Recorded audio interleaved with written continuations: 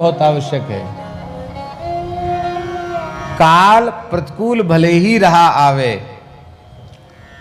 पर अन्याय का, अधर्म का, असत्य का अपनी पूरी शक्ति लगा करके अपने जीवन काल में उसका पुरजोर विरोध करते रहना चाहिए।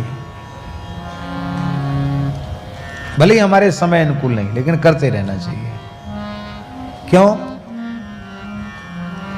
इसलिए करते रहना चाहिए कि यह शरीर कभी न कभी अपनी अवधि पूर्ण करके जब नष्ट होगा और हमको भी भगवान के दरबार में जाना पड़ेगा, उस समय भगवान कहेंगे कि अरे गोवंश की हत्या हो रही थी, तुम क्या कर रहे थे?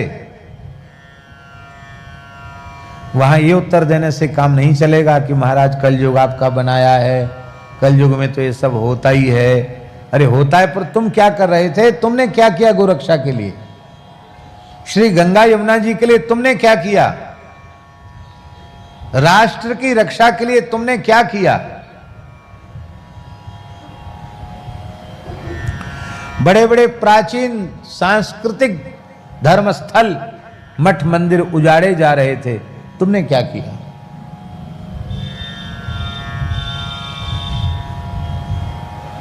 आपको एक घटना सुनाए हम। पूज्य धर्म सम्राट स्वामी श्री करपात्री जी महाराज 1966 का जो गोरक्षा आंदोलन था, उस आंदोलन को विफल किया गया। उसमें उस काल में भारतवर्ष के सभी वैदिक सनातन संप्रदाय एक मंच पर एकजुट हुए थे। उस गोरक्षा के आंदोलन में आर्य समाज की भी बहुत सक्रिय भूमिका थी और करपात्री जी का वैचारिक मतभेद आर्य समाज से रहता था, लेकिन गोरक्षा के विषय पर एक मत होने के कारण आर्य समाज के मंदिर से ही उन्होंने रैली का आरंभ किया था। उनका प्रवचन वहां।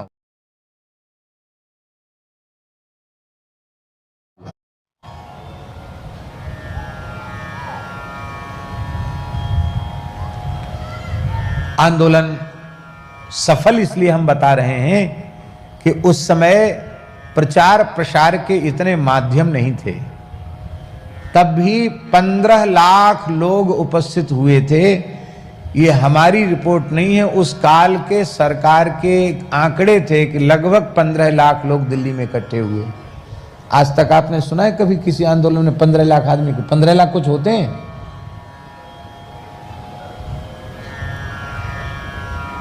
दूध पीने वाले बच्चों को गोद में लेकर राजस्थान मध्य प्रदेश से माताएं गोरक्षा के लिए अपने नौनिहाल छोटे छोटे बच्चों को गोद में लेकर गई थी कि हम कुछ भी हो जाए, गोरक्षा के काम में हमारे नवजात बालक भी काम आ जाएं तो हम अपना जीवन धन्य मानेंगे। और 1966 में सत्याग्रही निहत्थे गोभक्तों पर गोलियां बरसाई गई। गोली बरसाने वाले भी इधर के लोग नहीं थे, वो सब आयातित थे, लाए गए थे। बहुत षड्यंत्र था उसका। और इस प्रकार से मतलब कितने लोग मारे गए, सही सही आंकड़ा आज तक उपलब्ध नहीं। उसकी ठीक से जांच ही नहीं हुई कितने लोग मारे गए। जांच क्यों हो भाई? शासक ही वो करवा रहा है तो जांच कौन करेगा? जांच नहीं हुई तो शासन से प्रेरित वो कार्य था, तो जांच कौन करेगा? जांच हुई नहीं। जो पूरी तरह मरे नहीं थे, जिनकी सांस चल रही थी, उनको भी जला दिया गया सबूत नष्ट करने के लिए। गटरों में डाल दिए गए लाशों को। कितने लोग मारे गए अब तक कोई आंकड़ा नहीं। इस तरह से उस आंदोलन को कुचला गया कि द्वारा गोरक्षा का विचार ही लोग न कर सकें। लेकिन पूज्य करपात्री जी महाराज बड़े दृढ़ निश्चयी थे। उन्होंने कहा कोई बात नहीं, हम प्रतिबंध हो गया कि कोई जलसा नहीं कर सकता, कोई सभा नहीं हो सकती, धाराएं लागू हो गई दिल्ली में, और जितने लोग बचे थे संतों को लेकर के स्वामी जी ने उसका निषेधाज्ञा का उल्लंघन किया और उनको गिरफ्तार किया गया और तिहाड़ जेल में रखा गया। पूज्य सद्गुरुदेव श्री भक्तमाली जी महाराज, जो इस गौशाला के संस्थापक अध्यक्ष हैं और हम लोग उनके ही पवित्र मार्गदर्शन में कार्य कर रहे हैं, क्योंकि हम लोगों के यहाँ ठाकुर जी थे, गुरु जी थे, ऐसा व्यवहार स्वप्न में भी नहीं किया जाता। श्री गुरु गोविंद, उनकी तो नित्य उपस्थिति रहती है। पूज्य बाबा ठाकुरदास जी भी आज भी हैं और पूज्य गुरुदेव भक्तमाली जी भी आज भी हैं, पूज्य पंडित जी भी आज भी हैं। न होते तो सत्संग का यह सुख हम लोगों को कैसे मिलता। आज जो कुछ हो रहा उनकी उपस्थिति से हो रहा है। भले ही हमारी यह आंखें उन्हें देख नहीं पा रही हैं, पर वे विराजमान हैं, हम तो ऐसा विश्वास करते हैं। महाराज जी भी थे उस समय, भक्तमाली जी महाराज थे। गिरफ्तार करके सबको तिहाड़ जेल में भेज दिया गया। 3 महीना तिहाड़ जेल में रहे।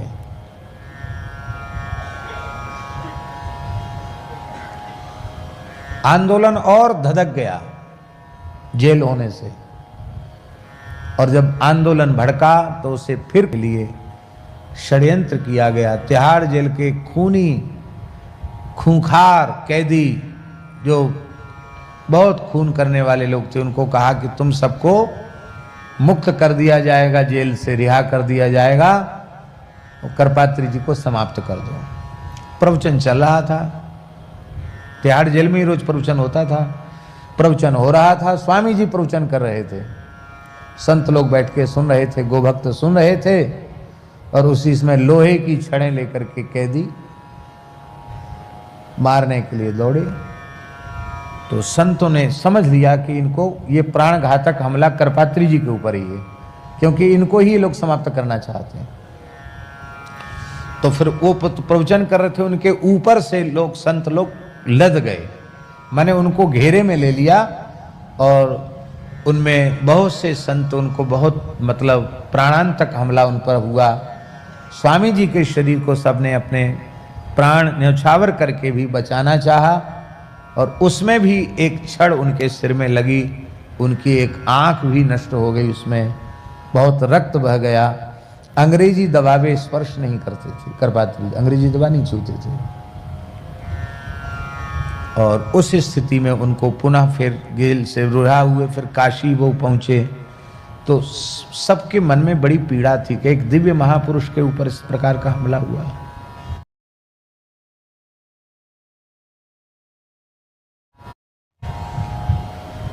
तो उस समय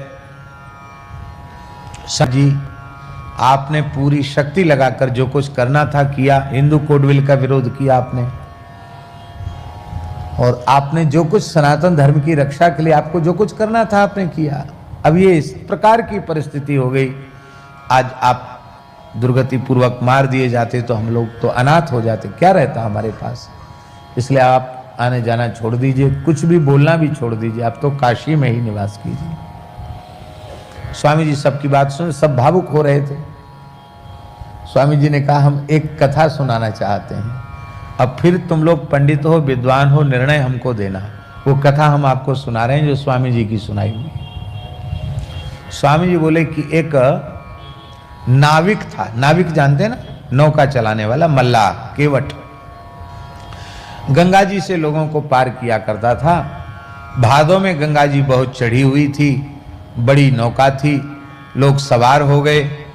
उसके मना करने पर भी उस नौका की सामर्थ्य से अधिक लोग उसमें चढ़ गए, उतरने के लिए तैयार नहीं थे।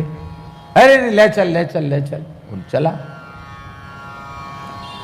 बीच रास्ते में नौका भंवर में पड़ी, डगमगाई, और उसने बचाने की खूब कोशिश की नाविक ने, लेकिन अंत में उसको लगा कि हम इसको बचा नहीं सकते। उसने कहा भैया अब जिसको अपने प्राण बचाना हो वो प्रयास करे, मने कूद के पार हो सकता हो तो हो।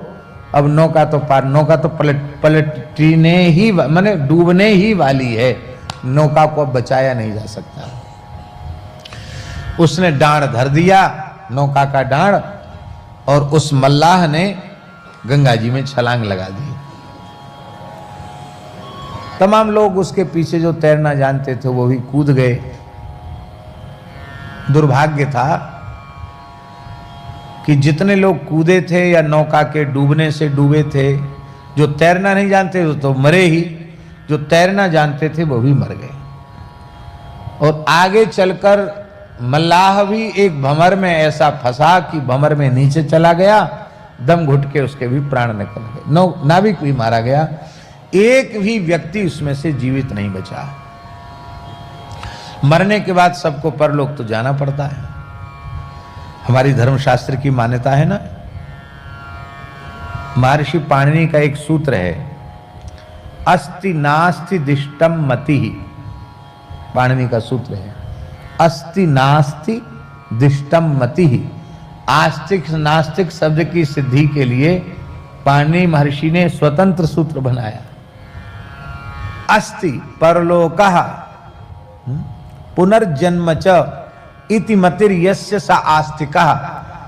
है, परलोक और पुनर्जन्म की सत्ता को स्वीकार करने वाला आस्तिक है, और परलोक और पुनर्जन्म की सच्चाई को अस्वीकार करने वाला नास्तिक है।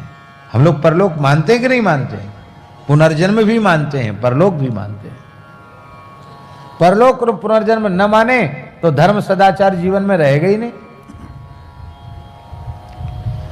तो सब परलोक गए, यमराज के यहां पहुंचते ही हैं सब। चित्रगुप्त सबका लेखा जोखा प्रस्तुत करते हैं पुराणों के अनुसार। तो विचार किया कि भैया ये सब मरे गंगा जी में डूब के, क्या किया जाए? बोले भाई यद्यपि ये दुर्घटना पूर्वक मरे हैं, पर गंगा जी की दिव्य महिमा है, गंगा जी में प्राण त्यागे हैं, इसलिए इन सबको स्वर्ग भेज दिया जाए। पर इस मल्लाह को नरक जाना पड़ेगा, इसको नरक जाना पड़ेगा। क्यों?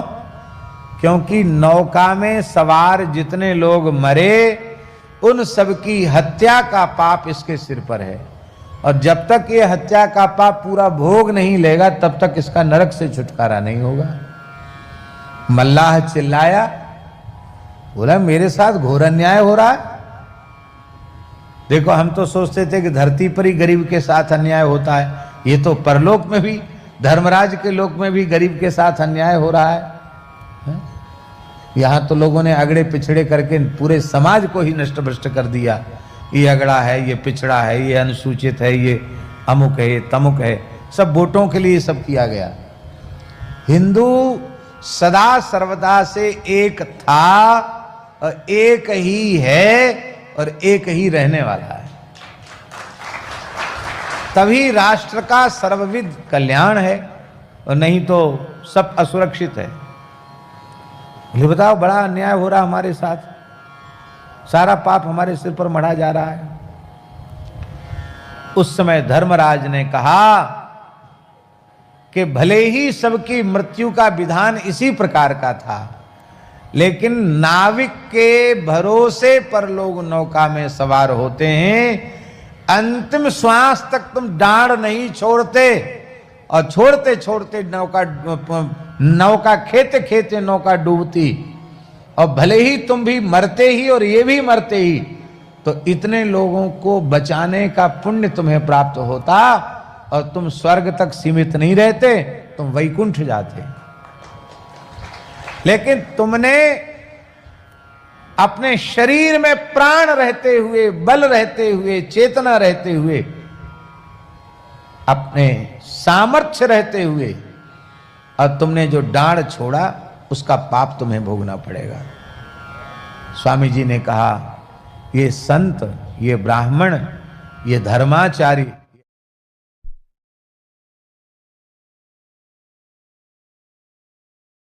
ये आध्यात्मिक पुरुष नाविक हैं। समाज इन पर भरोसा करता है, और इनके भरोसे की नौका पर सब सवार होते हैं। और जब समय रहते हुए डांड छोड़ दिया जाएगा तो कभी न कभी तो बोले करपात्री जी भी शरीर छोड़कर जाएंगे। उस समय भगवान के दरबार में जब पूछा जाएगा कि गो हत्या हो रही थी, तुमने उसके लिए क्या किया, तो वहां उत्तर देते नहीं बनेगा। इसलिए भगवान की दृष्टि में हम अपराधी न होवें, इसके लिए बहुत ध्यान से सुने, भगवान की दृष्टि में हम अपराधी सिद्ध न होवें, इसके लिए अपने संपूर्ण जीवन में अधर्म, अन्याय, अत्याचार का प्रबल विरोध करते रहना चाहिए। और जो भवितव्यता होनी होए सो होए, लेकिन स्वयं कभी अन्याय और अधर्म के पक्ष में खड़े नहीं होना चाहिए। तो धर्म रक्षा का, गो रक्षा का पुण्य तुम्हें प्राप्त हो जाएगा।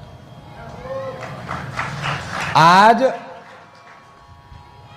वातावरण में, वायुमंडल में गोवध के दूषित परमाणु व्याप्त हैं, जो श्वास प्रश्वास के साथ हमारे भीतर जा रहे हैं। हम बचे नहीं हैं उस पाप से। उसके लिए हम क्या करें? उसके लिए हम आजीवन गो सेवा व्रती हों, गो रक्षा के पवित्र प्रयास में हम लगें और गो रक्षा के लिए भगवान से प्रार्थना करें। हम गोव्रती हों। इतना तो हम कर सकते हैं कि नहीं कर सकते? जितना हम कर सकते हैं उतना हमको करना चाहिए।